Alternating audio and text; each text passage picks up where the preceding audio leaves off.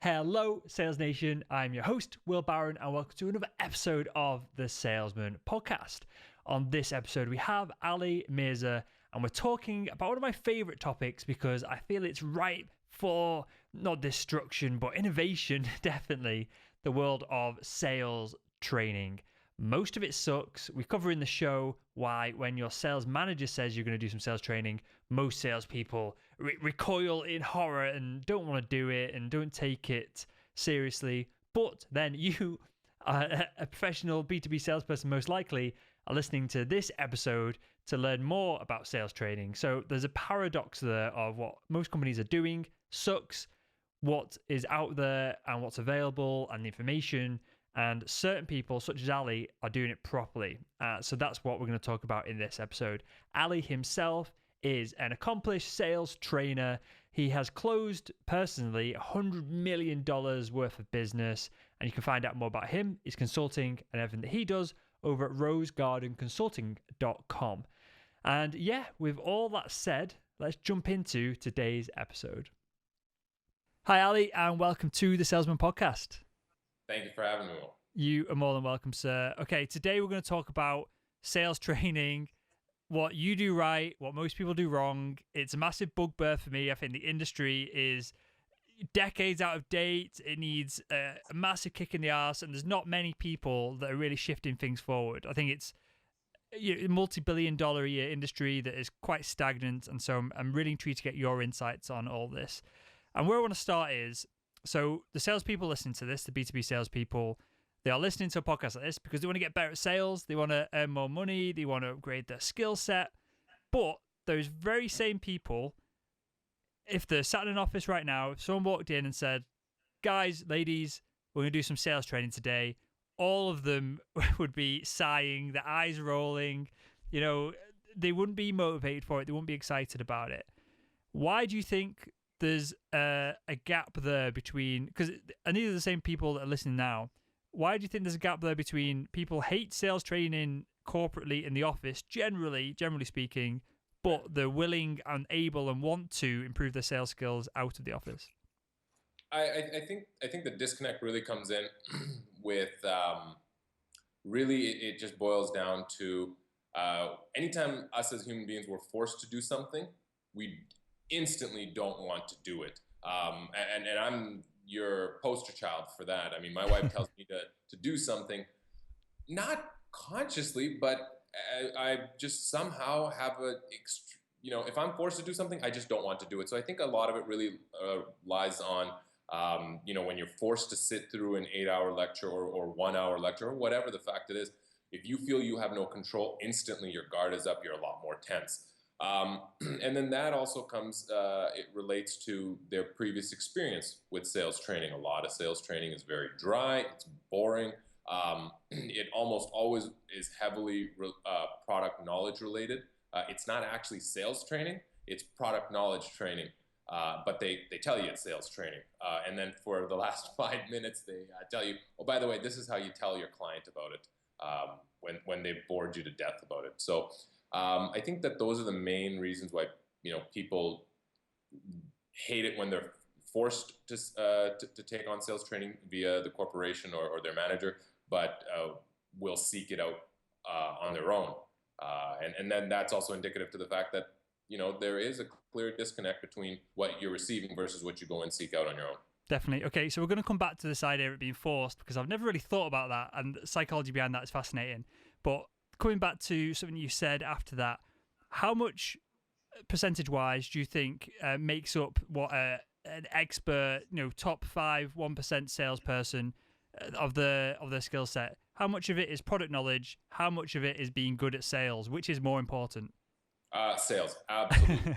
I mean, okay, I don't know whether this is controversial or not, but here's the thing. A sales, and this is just a real life fact if you just look at the principle of it. A salesperson, regardless of whether they're selling widgets or pennies or whatever it is that they're selling, typically they're the number one salesperson from company to company, whichever company they go to. And salespeople, as a whole, have a very good habit of up and quitting or getting themselves fired very quickly, regardless of what their numbers are. So they're always bouncing around here and there. But their numbers are always consistently among the top. You cannot learn everything you need to about a product within a month. I mean, of course, depending on the product, but as a general whole, you're not always going to be able to learn everything. So it's not necessarily product knowledge. It's about knowing certain things about the product and then how to articulate it and understanding, okay, given this particular feature, or given this particular benefit, how does this translate to the client? How am I supposed to express and communicate to the client why they need it, why it's important to them? I think that that's kind of the most important thing. For sure. And unloaded question here, because it's going to be a 4-minute interview if the answer is not what I'm expecting. But all these sales skills learnable? Or yes. And okay, from that then, how much of this comes down to hustle, hard work, improving your skills versus being, having some kind of sales gene or naturally being good at it? Which is more important? It's the hard work. I mean, there, in my opinion, I mean, I'm no botanist or I'm no geneticist, but I mean, at the end of the day, I don't think that there's a sales gene. The only thing that are born are baby boys and baby girls. Salespeople are trained. Some people just have a very good personality, but I've seen lots of really enthusiastic, personable people be horrible salespeople, and lots of fairly what you would consider introverted as far as top salespeople go. They're excellent salespeople because they know the skills, they have the steps. So I mean, of course, having a good personality goes hand in hand with being a good salesperson, but that's not the only thing, and that's not the only determinant of success. And just to follow up on that, because we've talked about this on the show before, the idea of having a good personality for sales, or being introverted, extrovert, I don't think that matters, but your personality, you've got to be an interesting person for people to find you interesting and want to do business with you. But that, again, it's not a skill, but if you're boring, go and learn to ride a motorbike, or go and start jumping out of planes, or go and read more books. I think that's something that's really underrated in the world of sales, of you, the individual salesperson. If you're boring as heck and, you've got no friends and no one likes you, in the world of business, it's going to be the same, because that's you as a person. You can't just put on a front, and you can't just learn a bit about body language and sit one way and then move when the other person moves and instantly become an interesting person. No, I completely agree with you. I mean, at the end of the day, it's irrelevant whether you're an interesting person in sales. It's just, if you're an interesting person, you're an interesting person. If you're not an interesting person, that's going to translate to pretty much all other aspects of your life, not just sales. So, I mean, so just exclusively look at it and say, well, if you're not interesting, that instantly means you're a bad salesperson. Well, no, that probably to some extent will speak more volumes about the rest of your life along with your success in sales. But if you're successful in sales, but you're not the most interesting person, you're probably doing other things to make yourself successful. So you probably are somewhat interesting. You're just not really showcasing it. Mm-hmm, definitely. Okay, so I want to paint a picture here, and this is a stereotype that I've faced in the past. Mm-hmm. You come in the office, there's 100-odd salespeople there. We're doing sales training today, and it's some dude who hasn't sold anything for 20 years, and he's probably, and this is a massive stereotype, I know, but he's probably an older gentleman. He probably was successful 20 years ago, pre-internet, when cold calling was king. Where, obviously things have changed. The tools that we sell by have changed, even though the sales method perhaps hasn't.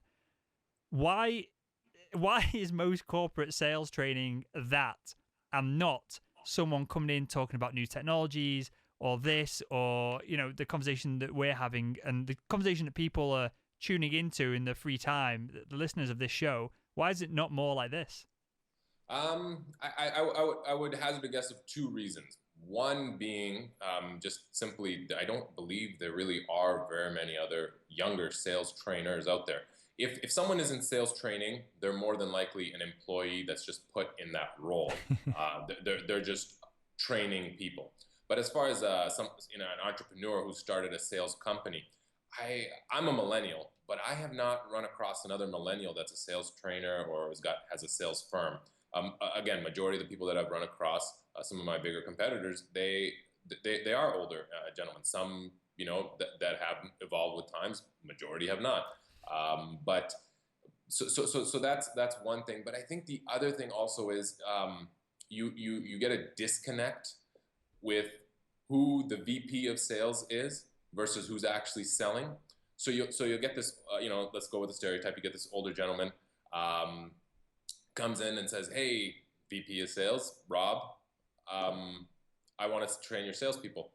That VP of Sales is probably on the same line, same generation as a sales trainer. So they instantly connect. They say, "Oh yeah, you're talking about all the same stuff I did when I used to sell. Yeah, great, come in here." Versus if I was to go in and talk to that VP of Sales, if he's not open-minded, and if this or should stop saying he, but if this individual is not open-minded, they're probably going to discount me. So it's a much more of an uphill battle for me to sell my services versus it is for this, baby boomer to come in there and sell their services. So it's one part supply. So there's limited supply as far as that goes, but then the other part is the demand. So the people who are hiring these salespeople are looking for people that are just like them, and then that's how you get stale, stagnant ideas that just kind of just get regurgitated over and over again, and nothing innovative comes. So you look at sales training stats, pre-sales training, post-sales training. I mean, there may as well not have been any sales training. Yeah, it's the same. I've never genuinely had any sales training in the big corporate companies that I've worked in that has really moved the needle more than a week. Obviously, you get motivated and you get excited, and then you kind of forget about it and go back to your old routine. And I guess part of it is the follow up and that kind of thing. And when you go into companies, you do the sales training. How do you get past that point of we're all motivated, we're all happy, but then eventually you just slump back into where you were previous? Right. So basically, one thing you said there is, you get the first week that is somewhat successful because you're full of piss and vinegar. You walk out there and you're like, yeah, I'm going to become a billionaire now. And then you eventually fall into your old habits. That's good sales training. You come out of there motivated if you received somewhat good sales training. Majority of it is obviously bad. So the sales training you received was probably somewhat decent. That at least it motivated you. I've walked out of sales training being like, man, what the hell? Like now I need to go home and take a nap because I'm exhausted because it was terrible. So that's one part. But getting back to your question, at the end of the day, where I'm different, and I guess that's kind of what your question was, is what I do differently to avoid that. I go in there and I don't have a predetermined agenda of how I'm going to explain to these people. I know what I want to explain to them.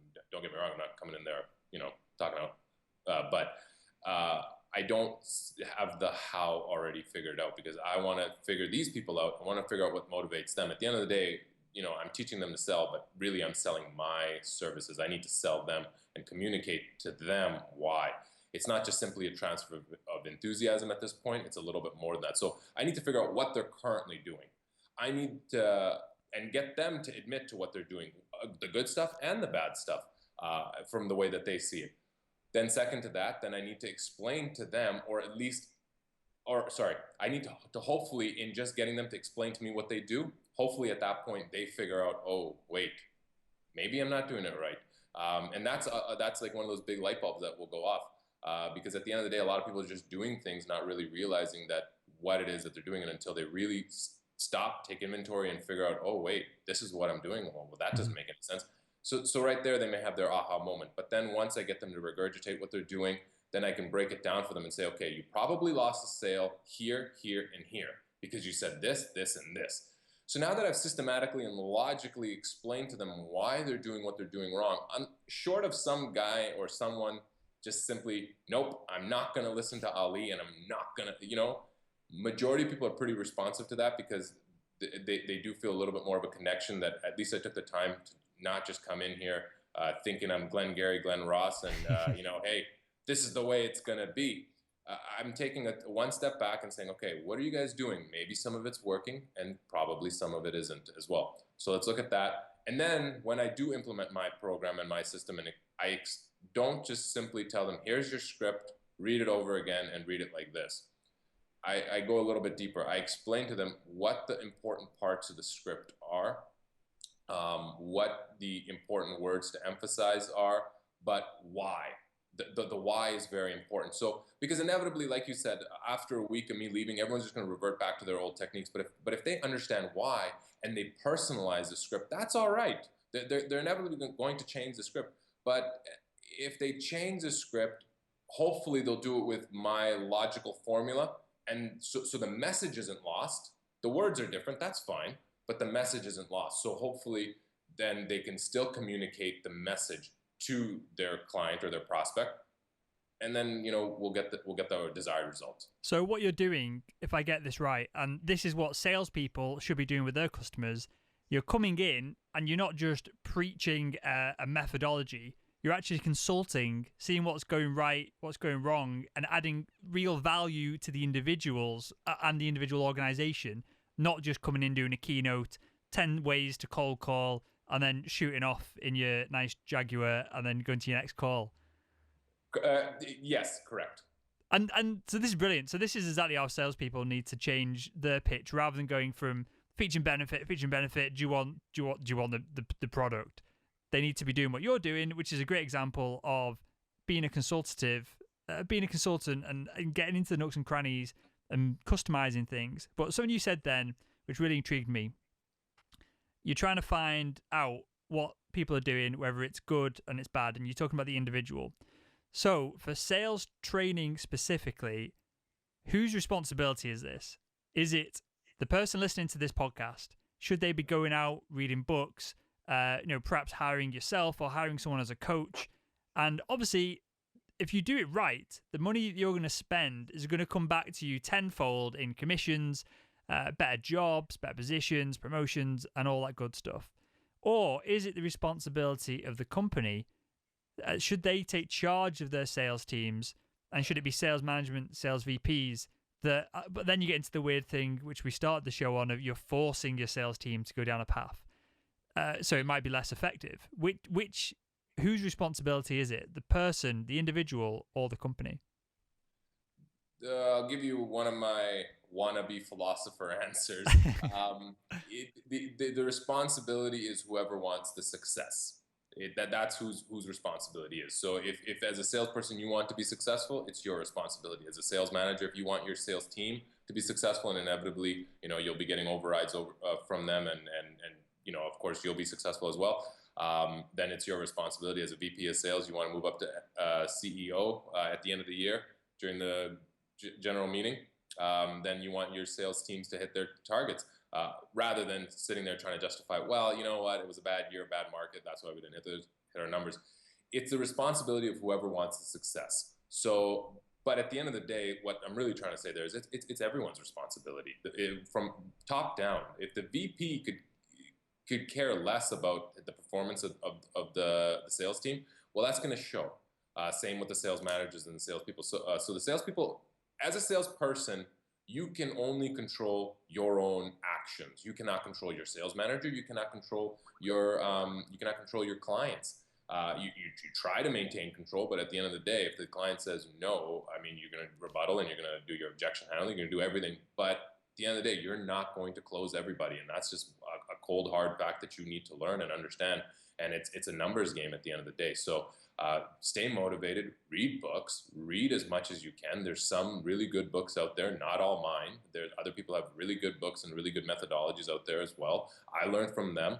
I've got mentors that I'd say are fantastic. And then there's some people that are out there that you should probably stay away from. What's a good book that you'd recommend for someone who is listening to this going, I'm motivated, I want to take control, I want to take responsibility? What's the first sales book? Because none of my colleagues at the companies I used to work at ever read sales books, ever. Best sales book, I think it's been beaten to death, but it's how to win friends and influence people. It's not a sales book, right? But at the end of the day, it's a people book. It's how to talk and interact with people. That, I would say, is probably the best book. If you're walking into sales and you think you're somewhat introverted, or even if you are an extrovert, it's about controlling your extrovertness. Because I've walked into sales appointments. I used to be a sales manager. And I walked into sales appointments with some of my agents, and they're really excitable, really nice people. And they're in there and they won't A, shut up, and B, they're just going on and on and on, and they're just too much. It's too much. So being an extrovert is not the be all end all. It's about being the right amount of introvert, extrovert. It's about being the right amount. and finding that equilibrium. So that's the most important thing. So how to win friends and influence people, that's going to teach you how to do that. And then, you know, I'm a devout Brian Tracy follower. I mean, the guy is great. And what I find different about him versus all the other sales trainers of the past is that his approach is more people approach. You know, get people to like you. I hate when people say, "Oh, you know, our sales process is very consultative." Every time I've heard that from a company saying our sales process is very consultative, that basically tells me you don't have a close. That's what that tells me, is that you just sit there becoming their best friend, tell them, "Hey, I'm going to really make you a lot of money." And then you kind of stop, hoping they say, "Yeah, sure, here's a check." So his is a little bit past that. It is a little consultative. But it's not a hard, "I'm going to shove it down your throat," like some of the old guys that just basically say, you know, people don't have to like you. You just have to present your product, and you have to find the right need for them and reduce to ridiculous and things like that. And it's like, you know what, people can see that stuff a mile away. Maybe that worked 20 years ago. I don't know. I wasn't selling 20 years ago. But people are changing. I mean, you know, wearing a suit and tie now, you're a hipster. I mean, the average person walks into an office, a corporate Fortune 500 office, and then they're not wearing that. So the fringe is no longer the fringe. The fringe is the norm, and the norm is now the fringe. So we're taking over, Ali. That's what's happening. Millennials have gone, "Oh, I've seen my dad wear this suit. He hates wearing it. He's clean shaven. He cuts himself every morning. It's a pain in the ass. I just want to have a little bit of a beard." I've talked about this on the show before as well. I got so much stick. Medical device company that I worked at last time, I got rinsed by all the sales teams. Had a little bit of a beard. It was cut round here. For anyone on watching on YouTube, so it was smart. It was all like, it looked professional. There was no problem with it. All of the sales team, and most of them were middle-aged blokes versus I was, say, 22, 24 at the time. They all had to go at me, and it all came to a head at a national sales meeting. I just went to the big boss, and I just said to him, "Look," everyone was drinking in this pub at the time. I just said to him, "Look, is this an issue? Are you bothered? Like, have you not got better things to do than to be bothered about this?" Everyone gathered round because I was going to get roasted by I think his title was not VP, director of sales, whatever it is. And he just turned around and went, "Look, lad, don't give a shit, mate. Just keep selling." And that was it. That was the whole fiasco. He has an affinity for millennials, and he could understand that this change in this process, and there's me, you, Ali, that were going on, and our age are now becoming sales management, sales directors, and the everything's shifting along those lines. And coming back to the beginning of the show, we were talking about personality and how that's important. And you mentioned something that followed back up with that then, of how to win friends and influence people. And this is how I think about sales as well. I think there's only so far you can get. You need to have a process in place so it's repeatable. You can see where things are getting screwed up. You can learn from your mistakes, and you can optimize things. But I think for a lot of the people listening, and for me as well, a lot of it just comes down to your personality. Whether you are good at winning friends and influencing people, it's a personality trait and skill which you can develop versus a body language this or verbal communication that. And I think when you get really congruent with it, and it all wraps down into this package, that you are just this interesting person that has a lot of industry knowledge that can add value to customers without going through consultative selling questions 1 to 5. You're just genuinely interested in the business, and you've got knowledge you can share with them that can actually help them make money, never mind the product and everything else that you're offering on top of that. I think that's where things go right. And just to wrap that part of the show up, I've got a couple of questions to ask everyone that comes on. The first one is, who do you think is the world's greatest salesperson? Me. Is that you genuinely, or is that you and everyone else are their own greatest salesperson?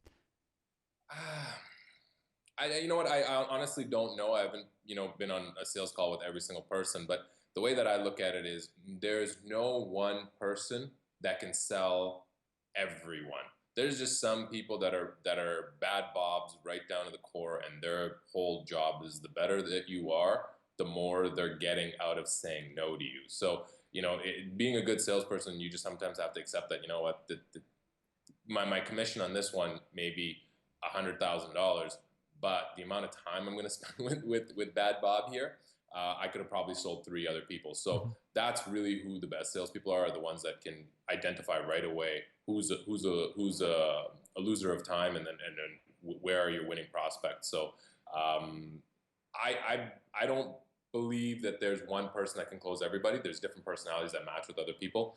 I know where my weaknesses, well, I wouldn't say weaknesses, but I know where my shortcomings are as far as who I don't have the greatest success with. And then there's certain people that I have, it's almost like shooting fish in a barrel, that every Mhm. single time I talk to this type of individual, it's almost a guaranteed sale. So everyone's got their ups and downs, but I think that I truly, truly, truly believe it. I will close more deals than anybody else. Awesome. Okay, from that then, what motivates you to close more deals? Money. If you get a sales guy that says anything other, either he's lying or he's not true. But I mean, money is the most important factor, the commission of it.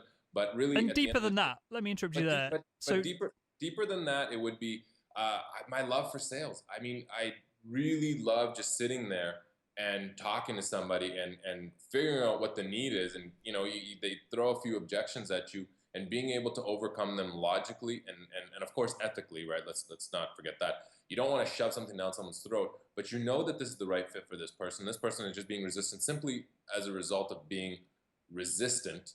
Um, you know, and then you are able to overcome that, and then you actually have helped them. Your solution has actually helped them. That is kind of like a little ego bump where, so yeah. hey, So is this because you're competitive and you want to win? Because I like this.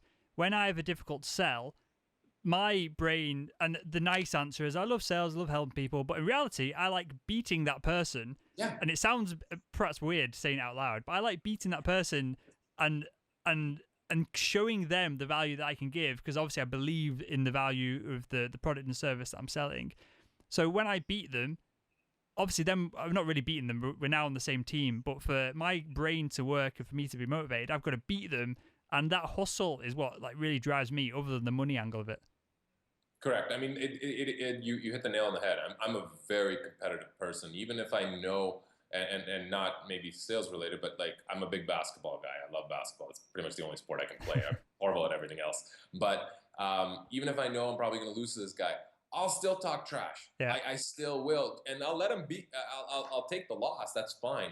But I'm not going to just succumb to him and say, "Oh wow, you're better than me." I'll make some excuse or something. So it's got this competitive drive that I have. So I think, of course, the money is the at the end of it that you get the reward. So of course you have to have that in mind and be chasing it. But at the same token, what's during that? Before you get to the money, what's motivating you through and through? And you're right. It is the competitive drive. I love, again, not in an unethical way, because this can be taken very quickly in the wrong way. It's if you've identified that, look, this is the right fit, this guy is just simply saying no for the sake of saying no, or because that's just what he's used to saying, or maybe he's just that competitive. He thinks that, if he says yes, he's going to lose. I love that really motivates me. Awesome. And final one from me. If you could go back in time and speak to your younger self, what would be the one piece of advice you'd give him to help him become better at sales? I was okay. So my advice would be stop being an idiot. I used to work at an insurance company, the agency where I was then a sales manager. It was legitimately like the Wolf of Wall Street without all the drugs, without the drugs, alcohol, and the prostitutes. It was, other than that, it was, we were a group of young guys that were making way too much money and behaving way too arrogantly to each other and to our managers. We were very disrespectful. So I think that, I got a reality check, and that's really when I kind of took a step back and kind of went my own direction, because I was going to head down a path that definitely wasn't where I wanted to go. So the advice that I'd give to myself is, never ever drink your own Kool-Aid. Don't ever think that you're too good. You're too cool for school, or you're too good for anything. Always be in a position to learn. And anytime you speak to somebody, regardless of whether they're older than you or younger than you, start off by giving them respect. Let them lose the respect in your eyes, but you hold yourself to a high regard. Give them respect, and then further to that, just simply always be looking to learn, because I think during between probably 22 to 24 or so, I thought, man, I know exactly what I'm doing, and I'm going to keep doing it. And I don't know where I'd be today had I not hit that little plateau. And what kicked you out of that? Was it meeting someone? Was it a mentor? Was it a relationship? What changed you? Because I was in the same position of earning a crap load of money, doing really well. And then my mum got cancer. So that was my shift. I had to move back up north to be closer to her, different jobs, different people. Did you have a shift which changed you from being perhaps arrogant but successful into what you're doing now? Nothing that drastic, but basically, when, as I mentioned, we were quite disrespectful. Our district manager, we were very disrespectful to him. I mean, he was not a very nice guy, but at the same token, I think we probably brought out his not his nicest way. So right before our quarterly bonuses, he fired all of us. Wow. And so, it was a big bonus that I missed out on. And that kind of, at first, it's screw him and it's his fault. And, we're going to sue him and we're going to do all this type of stuff. And then, kind of a week or two later, you kind of calm down and you kind of come off of your high horse. And, I kind of just realized that, yes, while what he did was wrong, I didn't exactly, I wasn't exactly the model employee. I mean, I would make it my mission to show up late every single morning for the morning meetings. So, I mean, I wasn't an employee, but I mean, it was an agency structure, so I was an independent contractor. But when you've got someone that's a subordinate behaving like that, I mean, maybe he didn't have to do it right the week before we got our bonuses, so then I didn't get my bonus. But at the end of the day, I didn't leave him overly too much choice. So I think that kind of really grew me up a lot. So I had, I took a couple months off and, did a little bit of the soul searching, got fat, and didn't really do anything, blew all my money, and then said, okay, got to go back to work. Fantastic. Well, what I got from then was taking the responsibility, and that's something that we've talked about throughout the show. So I think that's a great point to wrap up on. And with that, Ali, I want you to tell us a little bit about Rose Garden Consulting, what you do there, and how the audience can find out more if they want to get you involved. Well, basically what we do is, in a nutshell, in a very simple way, is we will grow your sales, period. Okay, so regardless of where you are, whether you're an entry-level startup or you're a maturing company with 25 years experience, I've worked with both, I've done fantastic work with both types, on other opposite end of the spectrum and everything in between. We do that in two ways. One, we will actually develop a program for you and implement it, or just train your sales staff with our, kind of our off-the-shelf programs. All the training, implementation, and development gets done by me personally. So I will be the one in there making all my funny jokes, getting everybody lively, getting them all excited and motivated, which is part of it, but then also giving them some true value and some real nuggets that they're going to say, oh, okay, I was doing it this way. And then the other thing that we do here at Rose Garden, you know what? I always say, those who cannot do, teach. We put our money where our mouth is. We will actually sell your product for you. So if you're not a volume distributor or anything like that, and you kind of just have one-off deals, and you need someone to come in there, not necessarily negotiate it, because at that point, most of the work is done. We'll go right from the beginning, prospecting, figuring out which verticals we need to attack, right down to talking to decision makers, getting around the gatekeepers. We'll establish all the connects. We're going to get your product in there. We're going to get them to consider it. We're going to close it. We're going to take it through and through. So we put our money where our mouth is, and that's why our training is so good, is because we're still selling to this day. We weren't selling 20 years ago, so we're selling today, and we know what it takes to sell today. So that's why our programs reflect that, and that's why they're so effective. Amazing. And where can they find out more about you? Is it your website? Have you got an email you want to share? My website is www.rosegardenconsulting.com. Twitter handle is @RGCSales. So that's ROSEGARDENCONSULTING.com. You can check us out, shoot me an email, contact us, and I personally will get back to you. Amazing stuff. We'll link to all that in the show notes over at salesman.red. And with that, Ali, I want to thank you for your time, mate. I want to thank you for joining us on the Salesman Podcast. Perfect. Thank you so much, Will. Really appreciate it. And there we have it. I just want to thank Ali for coming on the show. I appreciate it. Some good, candid insights to sales training, the sales training industry, and a whole bunch more from him in that episode. I hope you, the listener, enjoyed the episode. As always, there'd be no show without you. And with that, I will speak with you again tomorrow.